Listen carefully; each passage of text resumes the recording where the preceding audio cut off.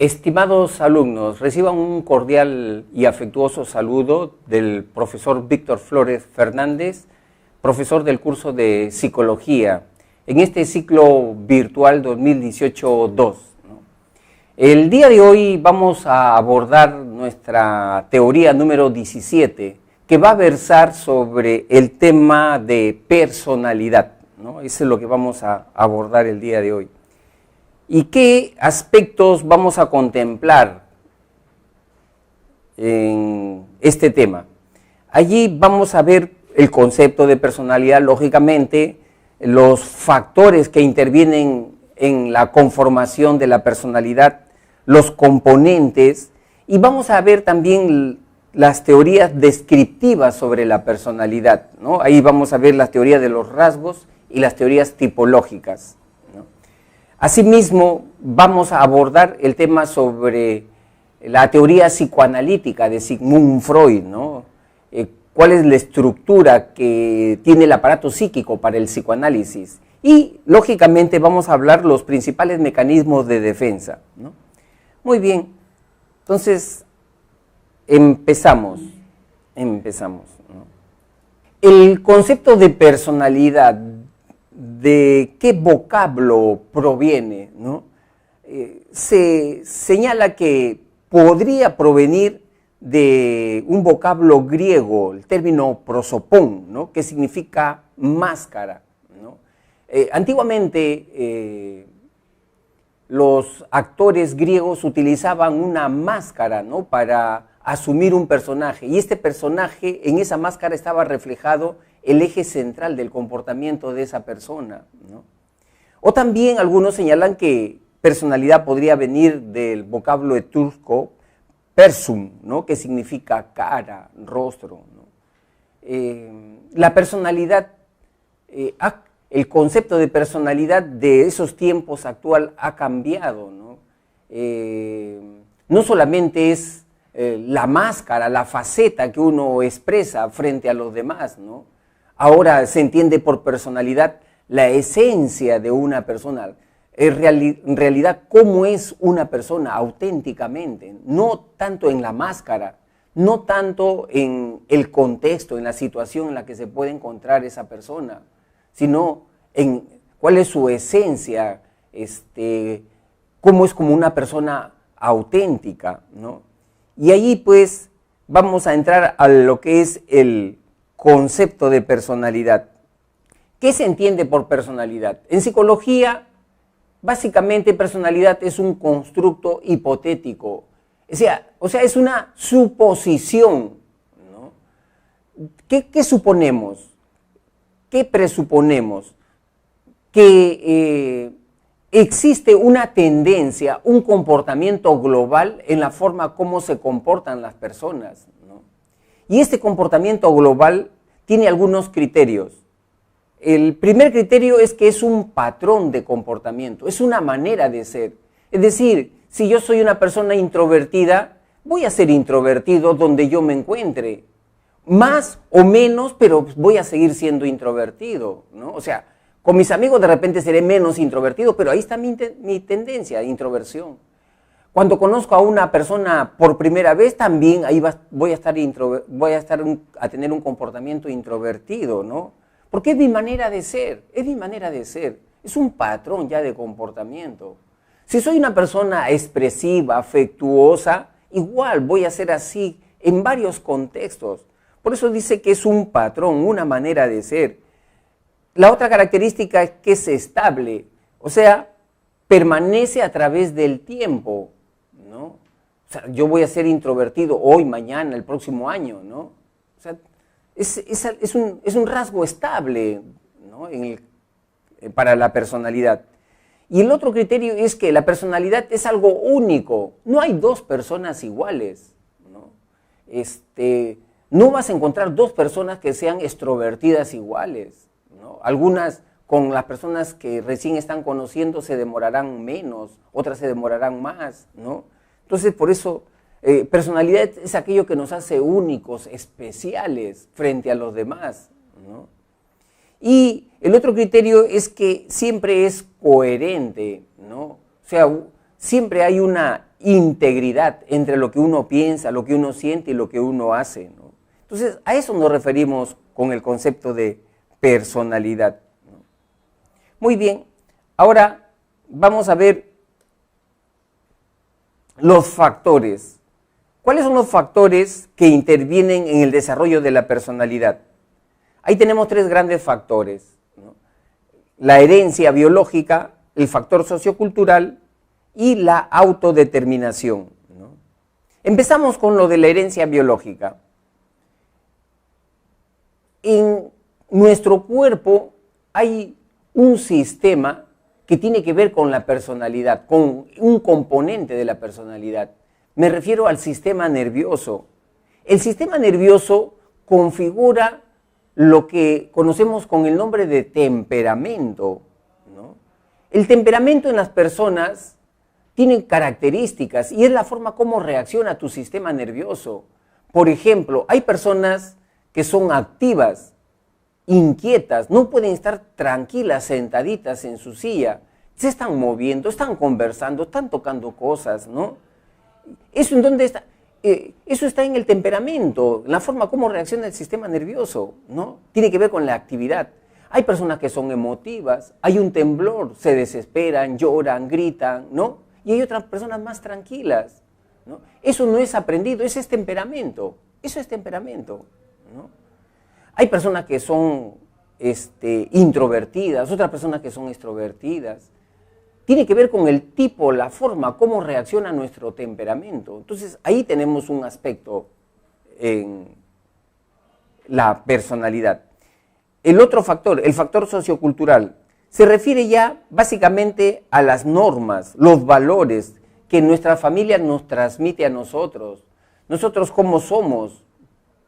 Tenemos algunos valores, somos responsables, somos perseverantes, y eso es por la influencia que hemos recibido del colegio, la familia, ¿no? La educación que hemos recibido. Pero también hay un tercer factor, el factor de autodeterminación, ¿no?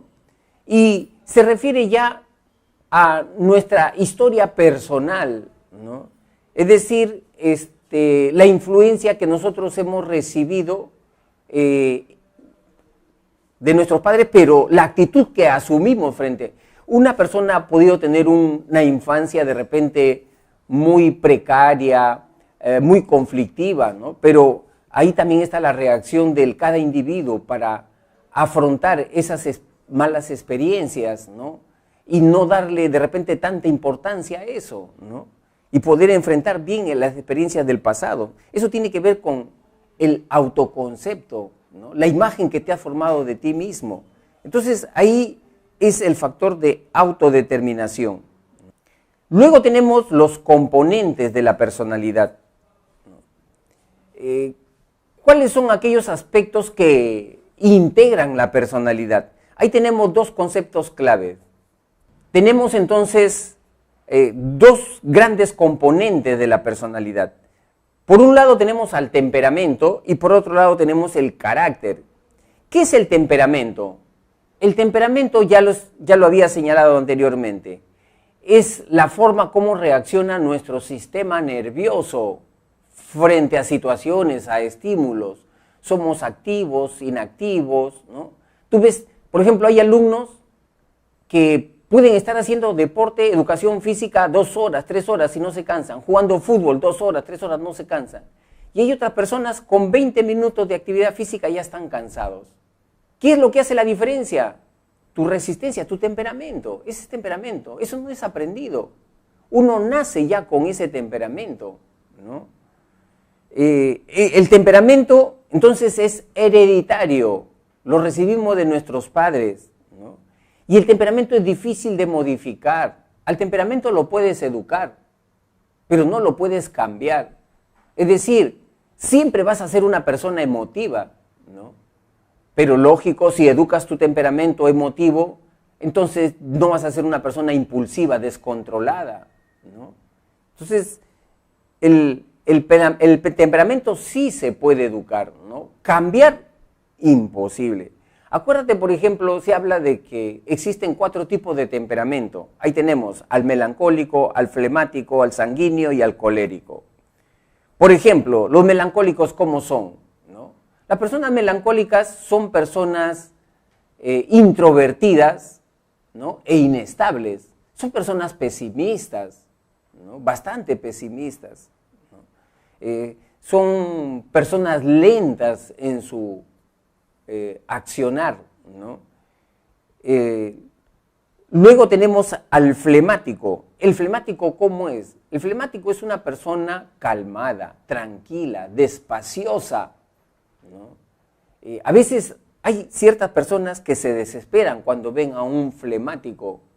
¿Qué cosa dicen? Oye, métele un cohete a ese para que reaccione, porque está muy lento, demasiado lento, ¿no? Parece a uno, un flemático le impresiona como que es una persona fría, seca, ¿no? Lo vas a abrazar, inmutable, ¿no? Ese es el temperamento flemático, ¿no? El sanguíneo. Las personas sanguíneas son personas muy expresivas. Generalmente uno del temperamento sanguíneo son personas líderes, les gusta interactuar con personas, son expresivas, emotivas, ¿no? Y el otro temperamento es el temperamento colérico. Son personas también extrovertidas, pero muy inestables, ¿no? Rápido se vuelven irascibles, ¿no? Son irritables por naturaleza, ¿no? Entonces, ese es un gran componente de la personalidad, el temperamento. Pero también tenemos el otro componente, que es el carácter, ¿no? Y el carácter ya son actitudes, rasgos que nosotros hemos adquirido por el aprendizaje. Alport decía que el carácter tiene que ver mucho con los valores, con la ética. Por ejemplo, ¿tú cómo eres? ¿Tú eres una persona ordenada o desordenada? ¿Eres una persona solidaria o individualista? ¿No? Tiene que ver con los valores, con la ética, cómo te has formado, ¿no? A eso llamamos nosotros carácter, ¿no? Entonces, el carácter es aprendido y el carácter sí es modificable, es más modificable. El temperamento no, el temperamento es más permanente, ¿no? Es mucho más permanente. Muy bien. Seguimos entonces. Ahora vamos a estudiar las teorías descriptivas de la personalidad. Las teorías descriptivas nos dicen de que se puede conocer a una persona si haces una relación, ¿no?, de las características de esas personas, ¿no? Y ahí, dentro de las teorías descriptivas, tenemos la teoría de los rasgos y las teorías tipológicas. Vamos a empezar entonces con la teoría de los rasgos. Ahí tenemos a Alport, ¿no?, que nos habla de la teoría personológica, ¿no? ¿Qué cosa nos dice Alport? Nos dice que a una persona se la puede conocer siempre y cuando hagamos una descripción de los 3 tipos de rasgos que tiene un individuo. Ahí tenemos los rasgos cardinales, los rasgos centrales y los rasgos secundarios, ¿no? Los rasgos cardinales. ¿Qué son rasgos cardinales? El rasgo cardinal es la columna vertebral, es el eje, ¿no?, de la personalidad de un individuo, ¿no?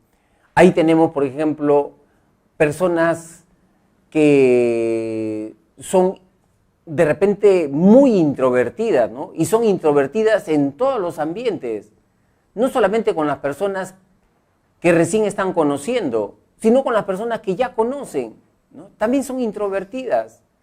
Por ejemplo, viven en su barrio, ¿no?, en su, digamos, zona, ¿no?, y muy pocos lo conocen a él, ¿no? Tiene como 20 años viviendo ahí y nadie lo conoce, ¿no? Y es introvertido. La introversión en esos casos ya es un rasgo cardinal, ¿no?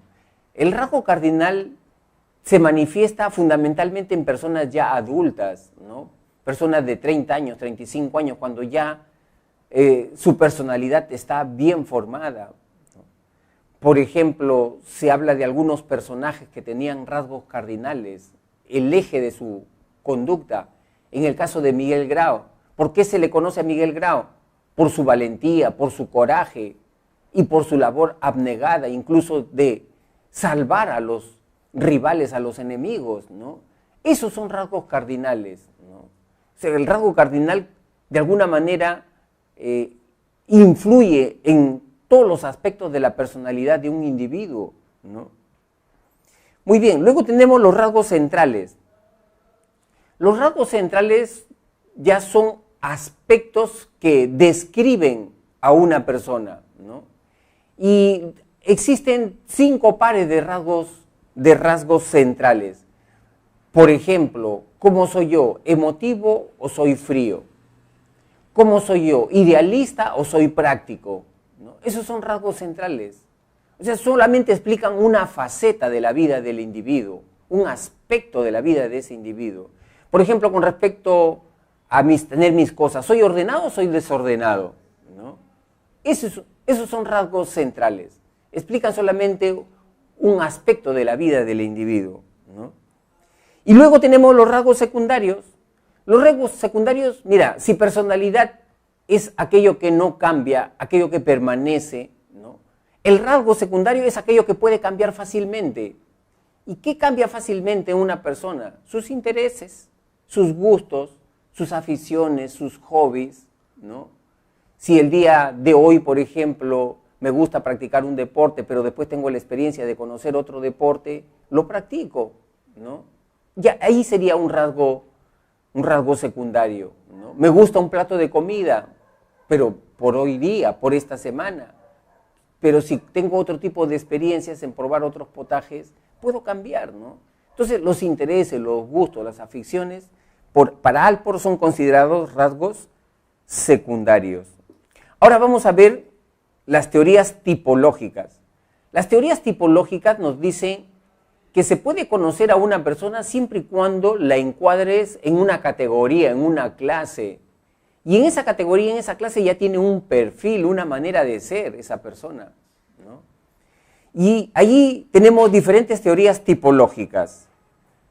La primera es las teorías constitucionales, ¿no? Esas teorías nos hablan de que se puede conocer a una persona siempre y cuando la ubiques de repente, ¿no?, en una estructura corporal. O sea, en el cuerpo está la explicación de cómo son las personas, ¿no? Es lo que nos dicen las teorías constitucionales, ¿no?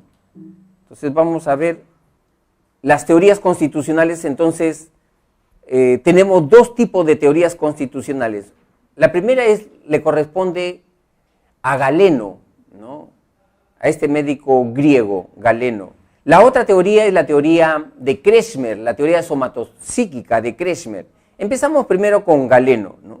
Galeno nos dice, recogiendo lo que decía Hipócrates, ¿no?, de que en el cuerpo humano hay fluidos, hay líquidos, ¿no?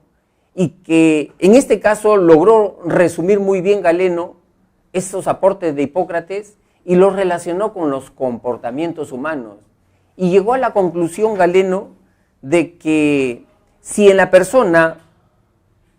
una persona predomina, por ejemplo, ¿no?, la sangre, ¿no?, las personas son extrovertidas, emotivas, y le corresponde la categoría de sanguíneo, dice, ¿no? Eso es el sanguíneo.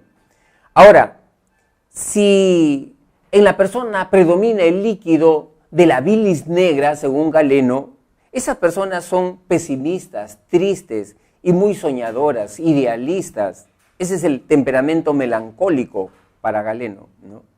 Ahora, si en la persona predomina la bilis amarilla, esos son los coléricos, que son irascibles, tienen baja tolerancia a la frustración y generalmente son muy impulsivos, ¿no? Entonces en ellos predomina la bilis amarilla. Y finalmente, en aquellas personas donde predomina la flema, son los famosos flemáticos. Son personas despaciosas, lentas, incluso algunos los podrían tomar como apáticos, fríos, insensibles, ¿no? Ese es el temperamento flemático, ¿no? Eso es lo que señala entonces Galeno, ¿no? Luego tenemos la tipología constitucional de Ernest Kretschmer, la teoría somatopsíquica, Kresmer fue un psiquiatra alemán que llegó a esta conclusión, ¿no? Él se dedicó a medir las partes del cuerpo humano, cuánto mide de extremidades, cuánto mide de cuello, cuánto mide de hombro. Comenzó a medir a todas las personas, ¿no? Miles de personas en su dimensión física. Y encontró 3 biotipos, o sea, 3 estructuras corporales, las resumió en 3 estructuras corporales. El primero de ellos es el pícnico. ¿Quién es el pícnico? Es un sujeto que tiene una estructura corporal adiposa, son los gorditos, los rechonchos, ¿no? O sea, los que tienen un exceso de grasa, ¿no? El típico pícnico para Kresmer es aquella persona que tiene el vientre abombado, prominente, ¿no? Y generalmente algunos no tienen ni cuello, ¿no? Ese es el típico pícnico. Y al pícnico le corresponde una personalidad, decía Kresmer, le corresponde la personalidad ciclotímica, ¿no? ¿Y cómo son estas personas, no? Son personas que son volubles, ¿no? Y son, claro, muy emotivos, bastante emotivos, ¿no? Luego tenemos la estructura de la corporal, ¿no? Del leptosómico. ¿Cómo son ellos físicamente? Son altos, delgados, ¿no? En ellos prima, ¿qué cosa? Los huesos, ¿no? Acá tenemos entonces, este es el típico leptosómico, ¿no? Altos, flacos, delgados, ¿no? Y a él le corresponde, al leptosómico le corresponde una personalidad esquizotímica, ¿no? ¿Y cómo son ellos? Son personas idealistas, reflexivos, críticos, un poco introvertidos, decía Kresmer, ¿no? Bastante sensibles, por supuesto, ¿no? Luego tenemos al típico atlético, ¿no? El atlético, su estructura corporal es gruesa, ¿no? Es gruesa, son robustos, destacan en ellos, ¿qué cosa? Los músculos, ¿no? Tipo atléticos, ¿no?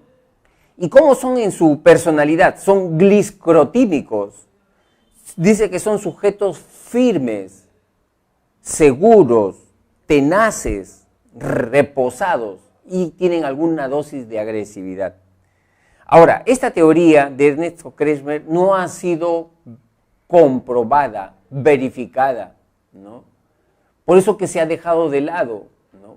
Es decir, no se ha encontrado que todas las personas que son pícnicas son extrovertidas, emotivas, no necesariamente, ¿no? O las personas que son leptosómicas no necesariamente son introvertidos, callados, tímidos, ¿no? Entonces, por eso que esta teoría ha quedado en desuso ya, ¿no? Porque no ha sido verificada realmente los planteamientos. Incluso Kresmer tuvo planteamientos más extremos. Él decía, por ejemplo, que las personas leptosómicas con personalidad, ¿no?, esquizotímica, si desarrollan alguna enfermedad mental más adelante, a ellas les corresponde la enfermedad mental de la esquizofrenia, ¿no? Y los pícnicos, con su personalidad ciclotímica, si llegan a enfermarse de la mente, son personas que comienzan a tener esta enfermedad mental de la psicosis maníaco-depresiva, ¿no? Pero como les decía, alumnos, estos supuestos de Kresmer no han sido verificados, ¿no? Por eso que esta teoría ha quedado en desuso, ¿no? Luego seguimos. Ahora tenemos las teorías tipológicas, ¿no? Pero ya en su versión psicológica, ¿no? Ahí tenemos la teoría de Carl Gustav Jung, ¿no? Jung nos habla de que existen 2 tipos de personas o 2 tipos de personalidad, los introvertidos y los extrovertidos, ¿no? ¿Quién es una persona introvertida? Es aquel que orienta su energía hacia sí mismo. Por eso los introvertidos son personas reflexivas, tienen mucho sentido de la autoconciencia, prefieren el aislamiento, la soledad a estar en grupo con otras personas, ¿no? Ellos disfrutan la soledad, ¿no? En cambio, el extrovertido es una persona que su energía la orienta hacia los demás. Al extrovertido siempre le gusta, ¿qué cosa? La acción. Le gusta la acción. El extrovertido primero hace una cosa, después piensa. El introvertido lo piensa 2 veces antes de hacer algo, ¿no? Entonces, le gusta el contacto con otras personas, ¿no? Muy bien, entonces, esa es la clasificación. Y qué interesante, mira alumno, en la literatura también encontramos contenido psicológico. Por ejemplo, en esta obra de Cervantes, ¿no? Don Quijote. Allí en esa obra, ¿por qué esa obra es magistral? Porque tiene elementos y contenido de diferentes disciplinas. Tiene para analizar esa obra de un punto de vista antropológico, de un punto de vista histórico, dentro de un punto de vista sociológico, ¿no? Y también eminentemente del punto de vista psicológico. Por ejemplo, ahí Cervantes describe a los 2 biotipos con sus características psicológicas. Sancho Panza como un tipo pícnico, extrovertido, ¿no? Y a el Quijote como un tipo leptosómico, con características de un tipo introvertido, ¿no? Y los relata muy bien, los describe muy bien.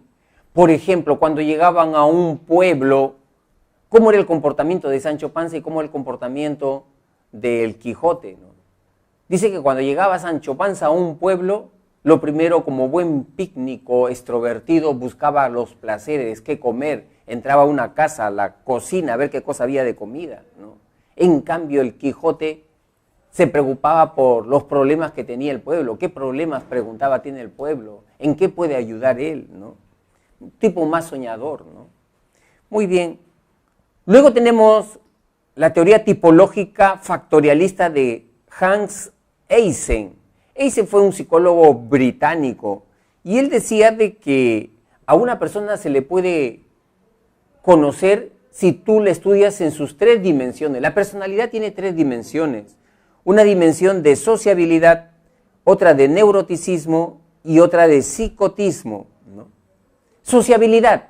Hay que saber el grado de introversión y extroversión que tiene una persona, decía Eysen, ¿no? Él, por ejemplo, sacó un test famoso, el test de la personalidad de Eysen, y mediante preguntas, ¿no? Y según lo que tú respondías, él podía puntuar si la persona era introvertida o extrovertida. Por ejemplo, venían este tipo de preguntas en su test. Cuando tú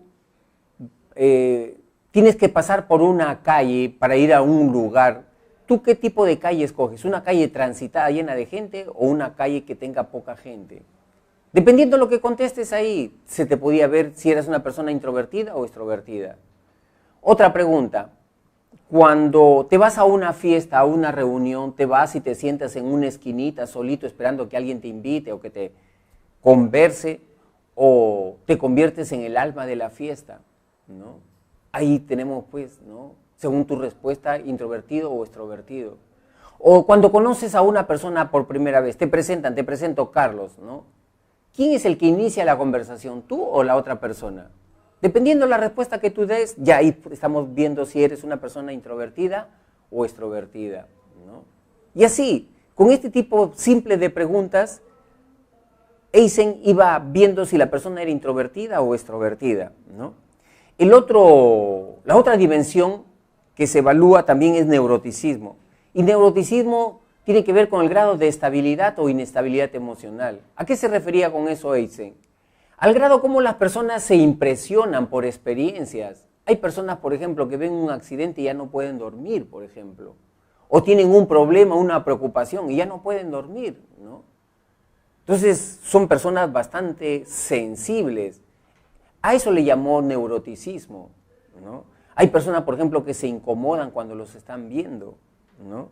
Entonces, eso tiene que ver básicamente con el neuroticismo. Personas que tienen baja autoestima también, ¿no? Que tienen sentimientos de culpa, que constantemente se critican, se reprochan las cosas, ¿no? Entonces, que sufren de cefalea, dolores de cabeza constantemente, ¿no? Entonces, esa es la dimensión del neuroticismo, ¿no? Y hay una tercera dimensión para Eysen, es el psicotismo. El psicotismo se refiere al grado de distorsión de la realidad, ¿no? Y ahí vamos a encontrar personas, por ejemplo, que aparentemente son personas que hacen sus cosas, estudian, trabajan, ¿no? Se relacionan con otras personas, pero tienen siempre un conflicto muy fuerte, ¿no? Algunos son, por ejemplo, personas muy agresivas, muy hostiles, otros son muy desconfiados. Constantemente están desconfiando de los demás, piensan que los demás están hablando mal de él, ¿no? O sea, no son personas psicóticas, locas, como tú les llamas, ¿no? Pero sí tienen una distorsión en su personalidad, ¿no? Entonces son personas un poquito, algunos le llaman personas raras, extrañas en su comportamiento, ¿no? A eso se refiere con psicotismo, ¿no? Eysen. Y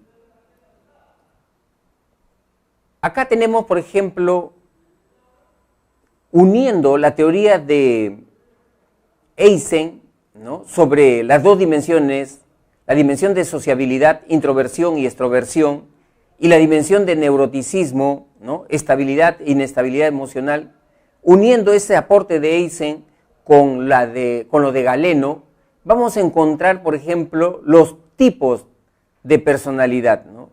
Ahí tenemos, por ejemplo, ¿quién es un melancólico? Un melancólico es una persona que es introvertida y además tiene una alta inestabilidad, Entonces, estas personas son malhumoradas, temerosas, rígidas, ¿no?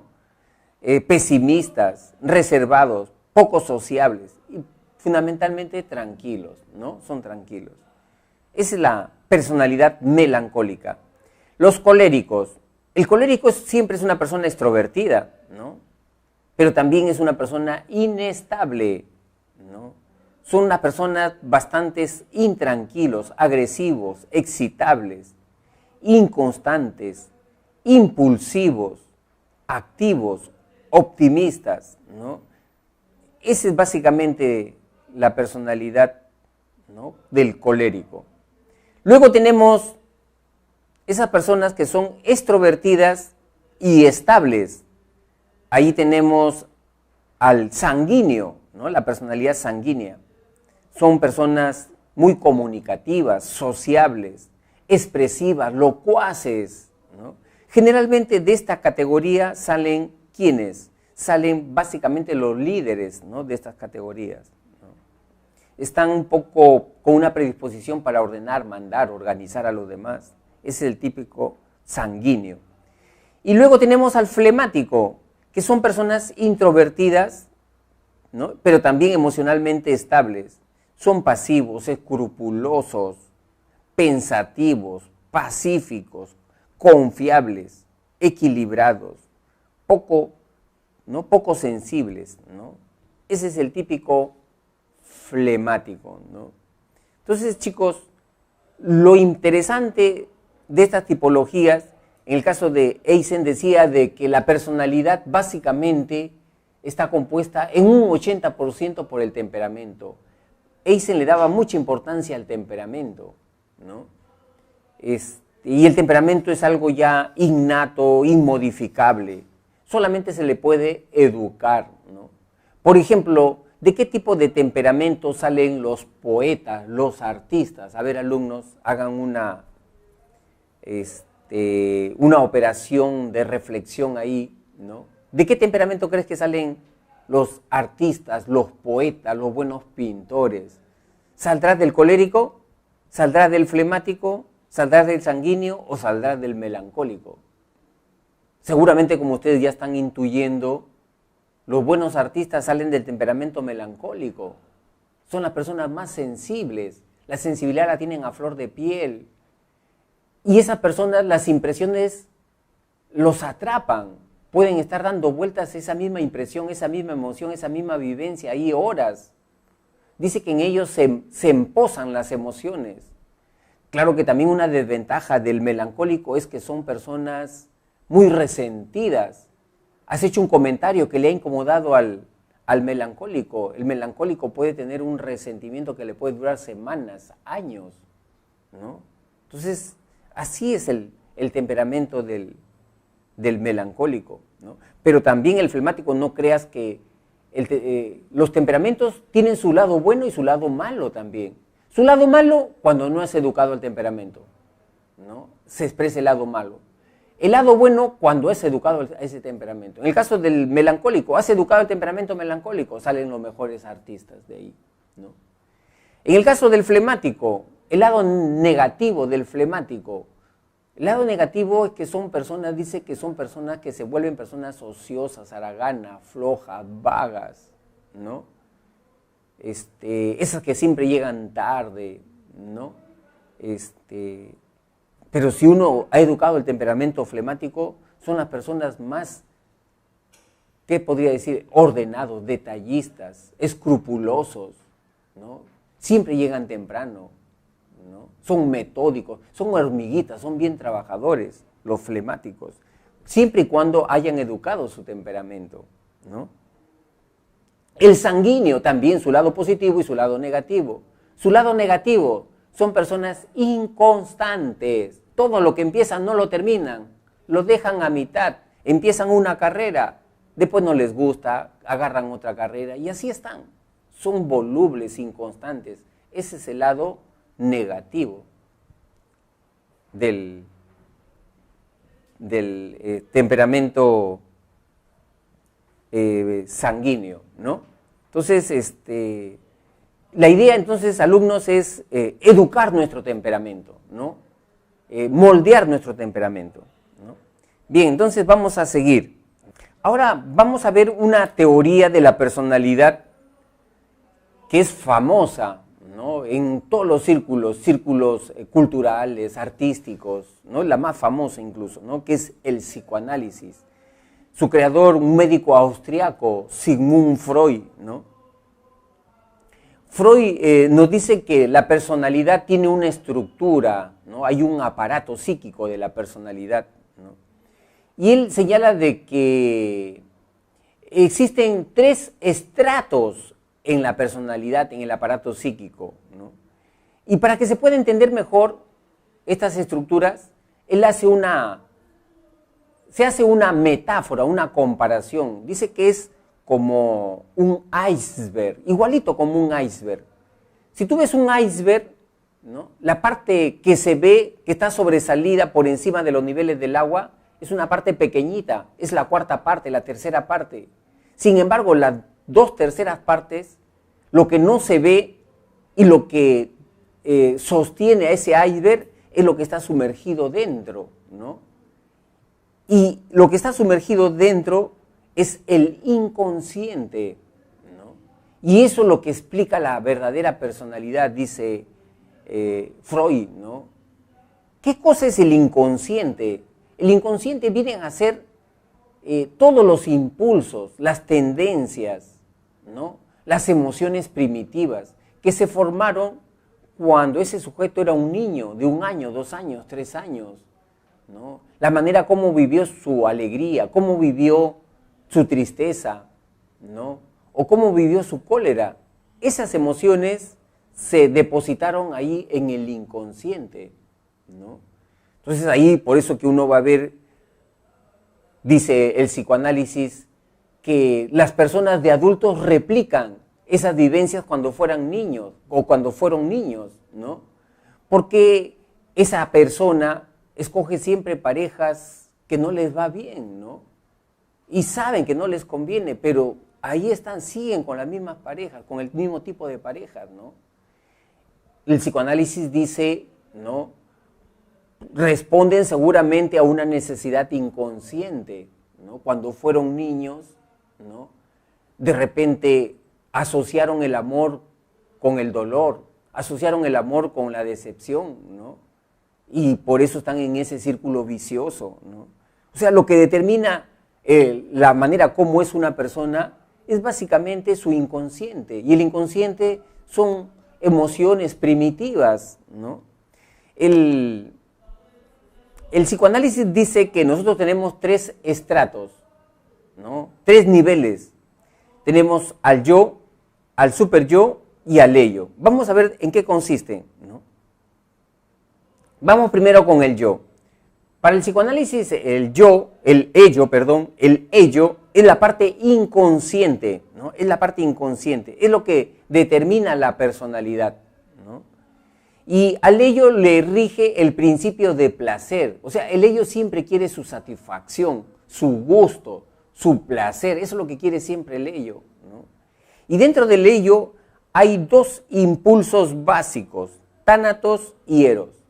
Tánatos es el impulso a la agresión, a la destrucción, a la muerte, a la hostilidad, ¿no?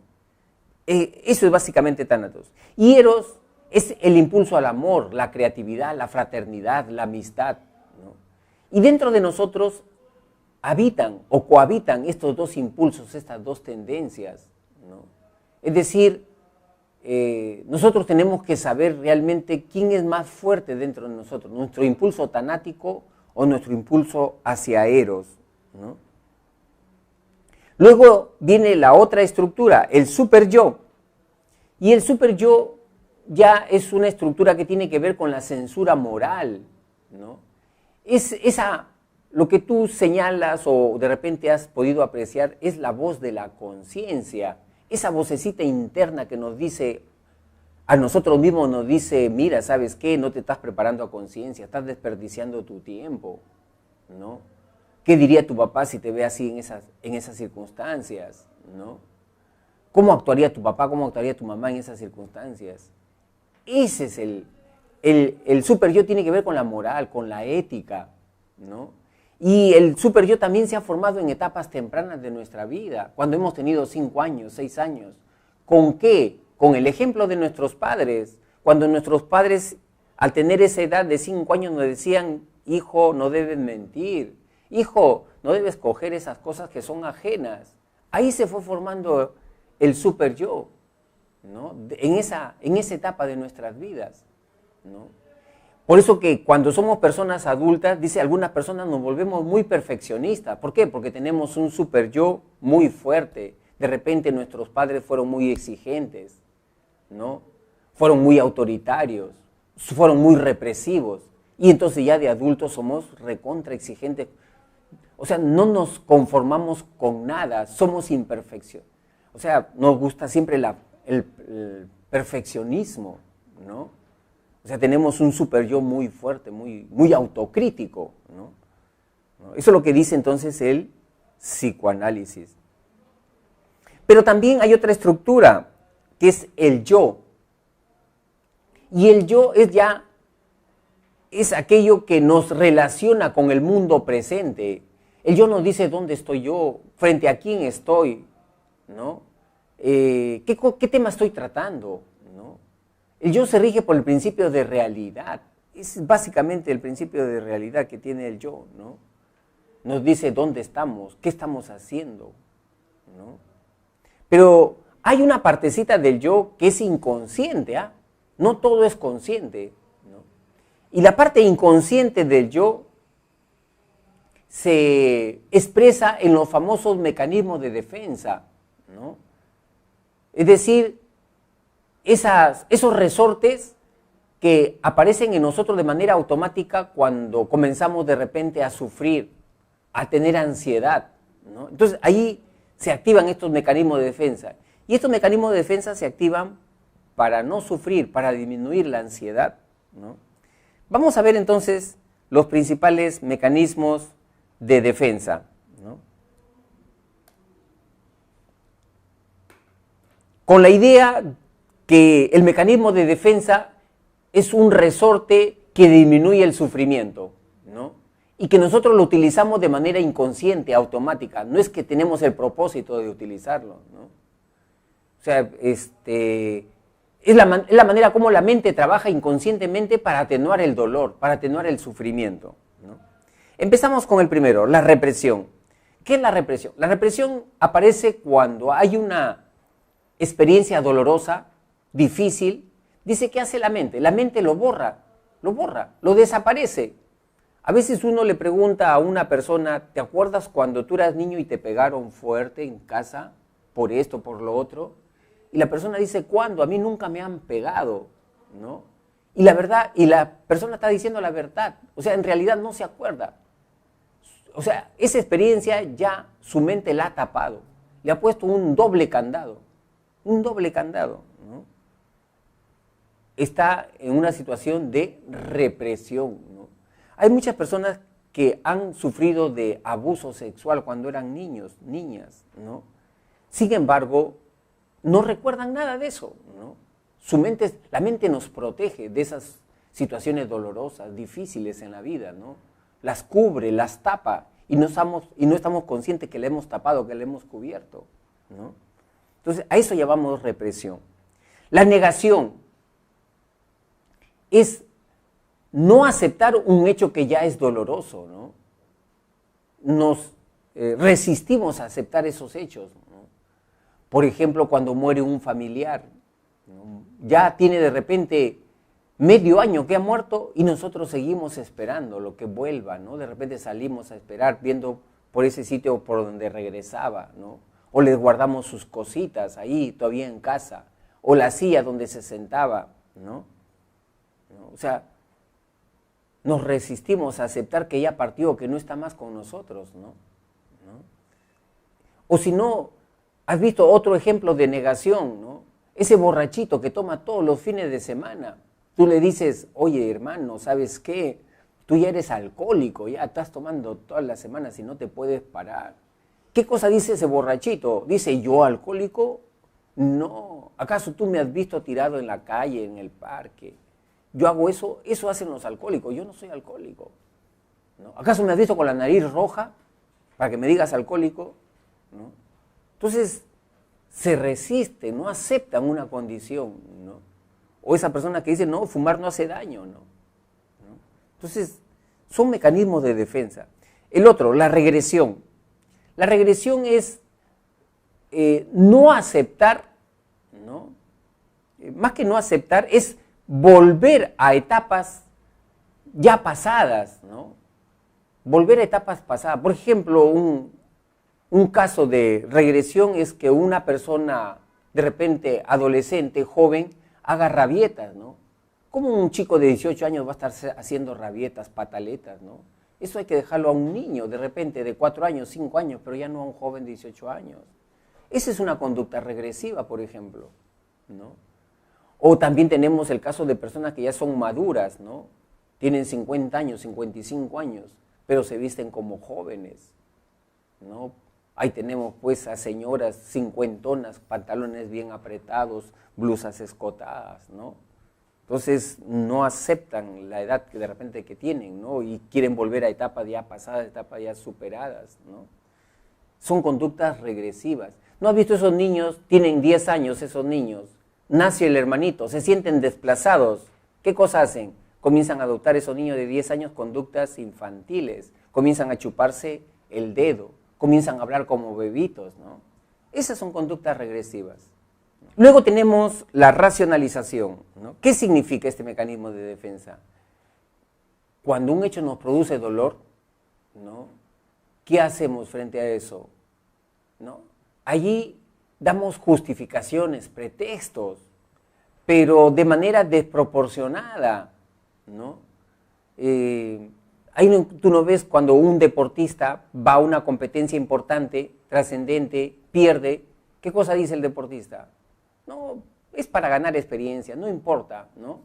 Además yo no quería ganar, ¿no? Solamente tener mayor experiencia, ¿no? ¿Le crees? ¿Cómo que no quería ganar? ¿No? ¿Qué cosa está haciendo? Está racionalizando. O ese chico que después de 3 años de enamoramiento, de novios, ¿no? La chica lo deja, ¿no? Para no sentirse mal, porque a veces incluso a la familia, los amigos hacen comentarios, ¿no?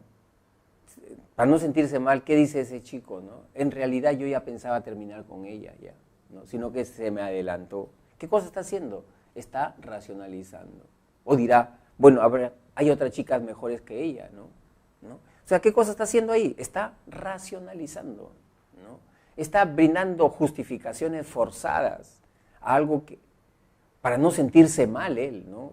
Esos son mecanismos de defensa, pues. La mente se ayuda, se protege frente al dolor, ¿no?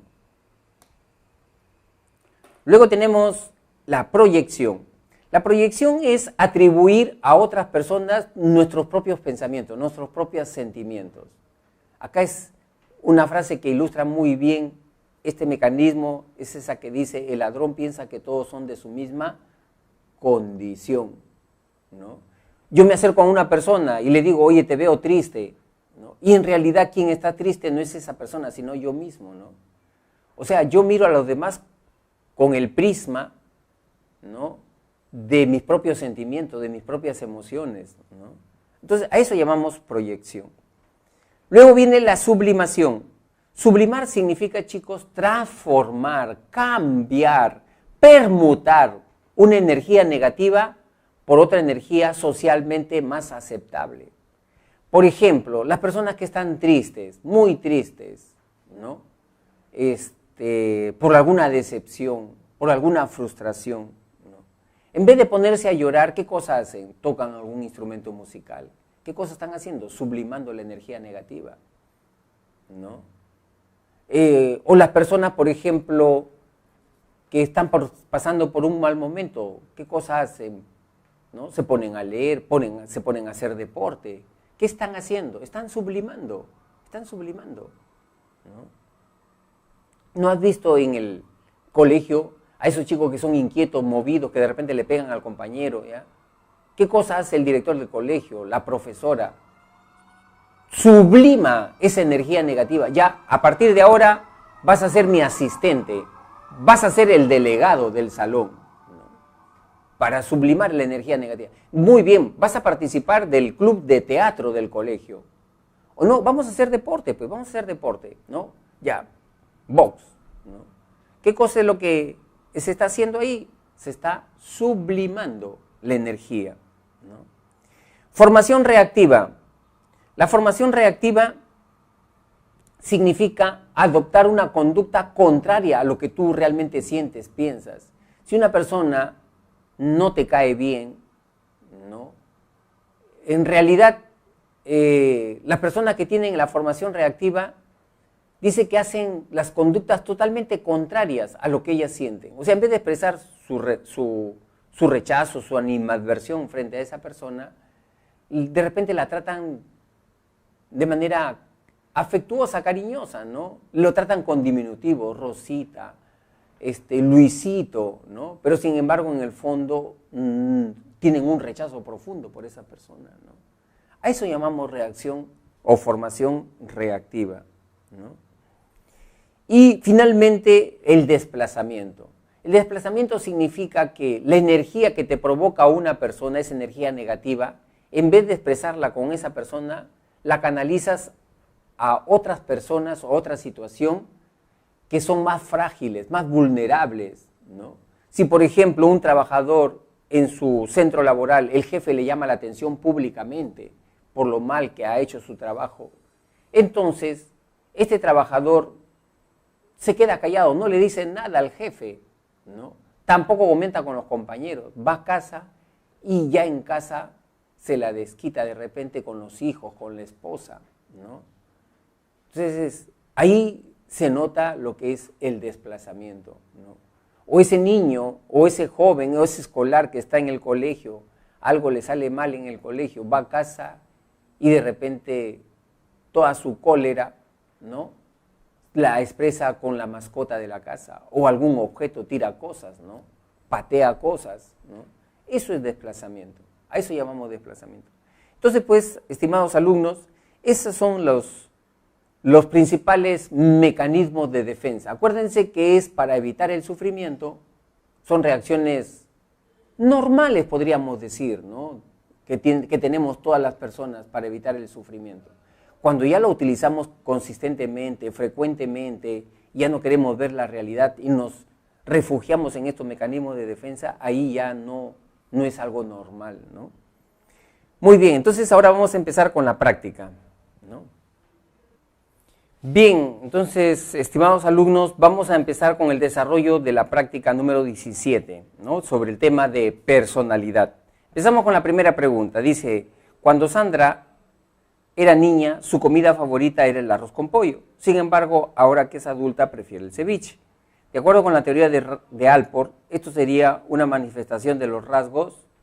La respuesta correcta ahí entonces sería la, ¿qué dicen ustedes, alumnos? Efectivamente, la E. Es un rasgo secundario. El rasgo secundario tiene que ver con aficiones, gustos, intereses. Es aquello que cambia permanentemente, ¿no? A eso le llamó rasgos secundarios Alport. Pregunta número 2. Cierto día, Jonathan esperaba a una mujer con quien se citó en un restaurante. Sin embargo, ella nunca llegó. Mientras regresaba a casa, piensa, es mejor así, porque una pareja solamente genera más gasto de dinero y pérdida de tiempo. Estoy mejor solo. Según la teoría psicoanalítica, señala el mecanismo de defensa que se manifiesta en este caso, ¿no? ¿Qué cosas están apreciando ahí, alumnos? Están apreciando explicaciones forzadas, ¿no? Explicaciones forzadas. Ahí tenemos justamente la respuesta, la C, racionalización, ¿no? ¿Qué cosa significa la racionalización? Dar explicaciones forzadas. Seguimos entonces. Pregunta número 3. Muchos delincuentes en sus perfiles de personalidad presentan frialdad emocional, nula capacidad para sentir culpa, tendencia a la impulsividad y elevados niveles de agresividad. De acuerdo con la teoría de Eysen, estos comportamientos pertenecen a la dimensión denominada psicotismo, efectivamente, la D. La respuesta correcta es la D, ¿no? Psicotismo tiene que ver con la distorsión de la realidad. Hay gente que distorsiona la realidad, gente muy desconfiada de los demás, ¿no? Los demás están hablando mal de mí, ¿no? Los demás me quieren usar a mí, ¿no? O sea, permanentemente. Y siempre entran en conflicto con los demás, ¿no? O sea, no son personas psicóticas, locas, pero sí tienen una distorsión de su realidad, ¿no? A eso le llamó, pues, psicotismo Eysen, ¿no? Incluso en los centros de trabajo es bien importante evaluar esta dimensión, ¿no? Porque ¿qué sentido tendría que ingresen personas que pueden tener buena formación académica, educativa, ¿no? Pero si tienen malos manejos en las relaciones interpersonales, ¿no? A eso le llamó el psicotismo Eysen. Pregunta 4. Felipe se encuentra enojado porque el cobrador del bus donde viajaba le cobró de más. Sin embargo, él no le reclamó por temor a ser agredido. Cuando llega a su casa, su perro corre a saludarlo, entre comillas, pero él lo aparta y exclama enojado, tú siempre corriendo por la sala y dejando tus pelos, apártate. Señala el mecanismo de defensa que se aprecia en el ejercicio. Como ustedes pueden apreciar, alumnos, es evidente que acá estamos hablando del mecanismo, ¿no?, de desplazamiento, ¿no? O sea, el desplazamiento es cuando reorientas esa energía negativa con un sujeto más frágil, más débil, ¿no? Y ahí lo expresas. La C. Pregunta 5. Ricardo es un bebé de 2 meses de nacido, quien a pesar de su madre atiende sus necesidades, llora intensamente y es difícil de calmar. Mientras que su primo, Pablo, de la misma edad, las pocas veces que llora, se calma rápidamente. En relación al ejercicio, marque la alternativa correcta. Más o menos ya tú te estás orientando, ¿no? Ahí qué cosa está preguntando sobre los componentes de la personalidad, ¿no? Dice, ¿no? La A, Ricardo es extrovertido y Pablo es introvertido, ¿no? No. ¿Se puede apreciar un yo inseguro en Ricardo? No. La C, Pablo sería un bebé neurótico según Eysen, ¿no? Entonces, tampoco. La D, Pablo tiene un mejor carácter que Ricardo.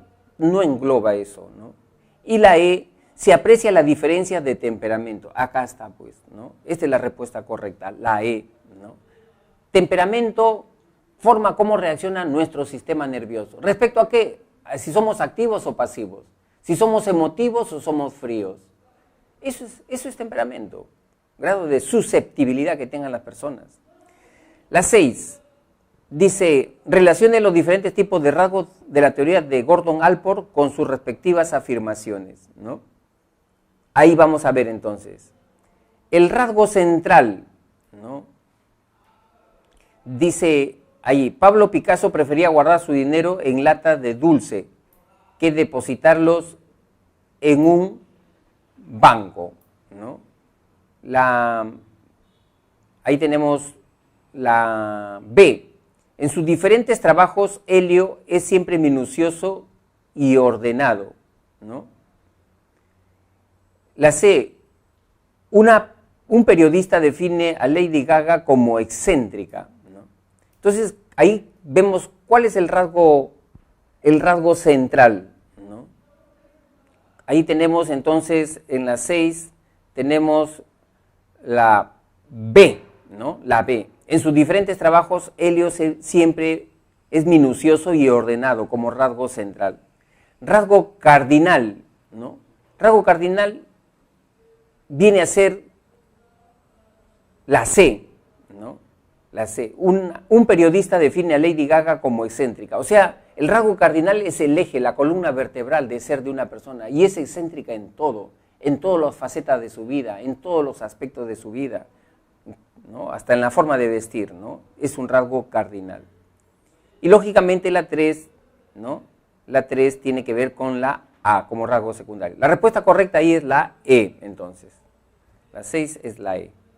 La 7, identifique la validez o falsedad de las siguientes afirmaciones con respecto a la teoría de la personalidad de Freud, ¿no? Las normas morales propias de una cultura son componentes del superyo, correcto, ¿no? 2, el principio de realidad regula las pautas de acción del yo, correcto. 3, las pulsiones innatas que se rigen por el principio del placer están en el ello, ¿no? Entonces ahí tenemos correcto. La número 7, la respuesta correcta, por lo tanto, es la D. 8. Marta menciona a la nueva maestra de tercero de secundaria que su hija se caracteriza por ser una persona reservada, poco interesada en establecer amistad con otras personas y por lo tanto también desconfiada y con tendencia a evitar realizar sus actividades académicas en grupo. Según la teoría de Jung, podemos afirmar que la hija de Marta posee una personalidad. Esto es fácil, está evidente, ¿no? Una respuesta ya anunciada, ¿no? En la 8 entonces es la E, introvertida. La 9, Marcia encauzó la frustración que le produjo la pérdida de su trabajo dedicándose a la confección de complejas figuras en papel, usando la técnica de origami. Acorde con la teoría psicoanalítica, este hecho ilustra la puesta en acción del mecanismo de defensa. Ya ustedes saben, alumnos, ahí qué mecanismo de defensa, ¿no?, se está presentando. Como ustedes ya intuyen, es la C, la sublimación, que viene a ser la permuta de una energía, ¿no?, negativa, de la frustración por algo positivo, socialmente positivo. Entonces la 9, la C. Y la 10, Sebastián se caracteriza porque tiene facilidad para hacer amistades nuevas, con relativa rapidez, especialmente del sexo opuesto. Asimismo tiende a ser bastante expresivo y fluido en su comunicación, llegando incluso en ocasiones a ser aventurero, por lo que su madre lo califica como poco reflexivo. De acuerdo a la tipología de Jung, diríamos que su personalidad de tipo no se pueden confundir, porque Jung solamente habla de dos tipos, extrovertido e introvertido. En este caso estamos hablando del tipo extrovertido, ¿no?, el tipo extrovertido. Entonces, estimados alumnos, hemos llegado entonces a finalizar la teoría y la práctica número 17. Bien, los invoco a que sigan estudiando, revisando y repasando, ¿no?, para que puedan asimilar estos conceptos. Que tengan un buen examen, ¿no?